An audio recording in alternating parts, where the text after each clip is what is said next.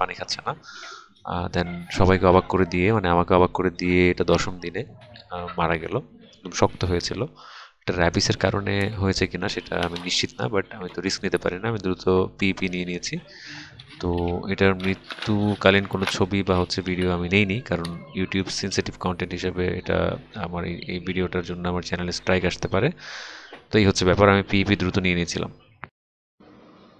তো প্রিয় দর্শক, আজকের এই ভিডিওর মাধ্যমে আসলে মানে সচেতনতা ছড়ানোর উদ্দেশ্যে এই বিষয়টা করলাম। কারণ আপনারা হুট করে আতঙ্কগ্রস্ত হবেন না। এমনও আসলে আমি মানুষ দেখেছি যারা যে মানে পিইপি নেয়ই নাই, এখনো সুস্থ আছে, বছরের পর বছর সুস্থ আছে। ওই বিড়ালটা বা ওই কুকুরটা এখনো সুস্থ আছে, কারণ তারা ঘরেই মানে পালন করে থাকে। আর যারা যে মানে এই প্রাণীগুলোকে দেখা যায় ভ্যাকসিনের আওতায় নিয়ে আসছেন। আমার এই বিড়ালগুলো মাত্র 2 মাসের ছিল। দ্যাটস ওয়াই র্যাবিসের ভ্যাকসিন করানো যায়নি। 3 মাসের আগে র্যাবিসের ভ্যাকসিন দেয়া যায় না। তো এই জন্য সমস্যাটা হয়েছে। আর যেগুলো বড় আছে সেগুলো তো ভ্যাকসিন করানোই।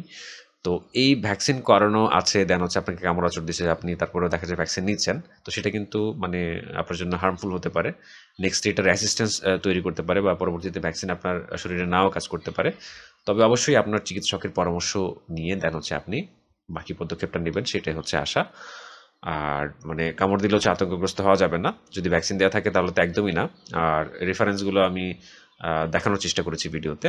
সেখানে আপনারা দেখে নিতে পারেন যে এই পিইপি যে বিষয়টা, মানে 10 দিন যদি প্রাণীটাকে অবজারভেশনে বা কোয়ারেন্টিনে রাখা যায়, দেন সুস্থ থাকে, সেই ক্ষেত্রে কিন্তু প্রয়োজন হয় না। এটা WHO-র একটা প্রোটোকল।